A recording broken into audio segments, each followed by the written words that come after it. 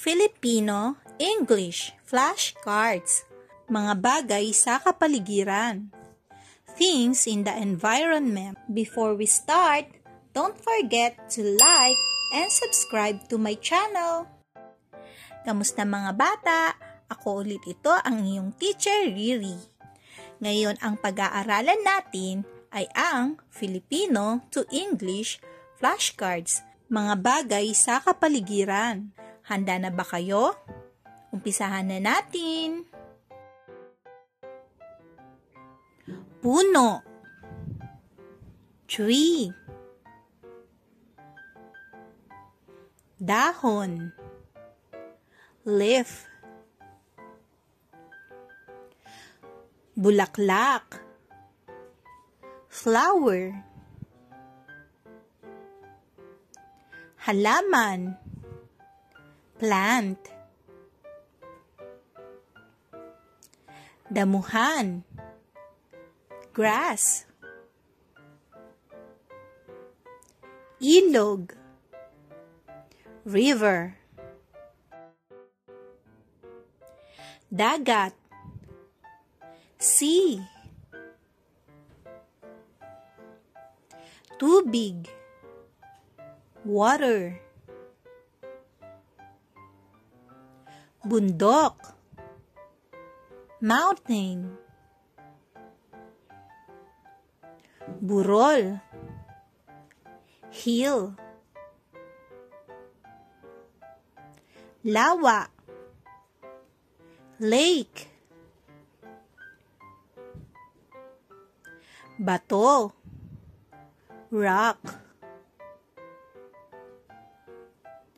lupa, soil, araw, sun, buwan, moon, ulan, rain, umiihip na hangin, wind, ulap, cloud, kulog, thunder, kidlat, lightning, bahaghari, rainbow, hayop, animal, isda, fish, ibon, bird, aso, dog, pusa, cat, insekto, insect,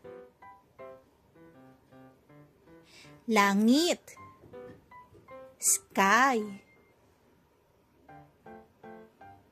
daan, road. Good job mga bata! Huwag niyong kakalimutang mag-practice pa magbasa at subaybayan niyo ulit ang mga susunod ko pang video para matutunan niyo ang iba pang aralin. Maraming salamat at hanggang sa muli, paalam!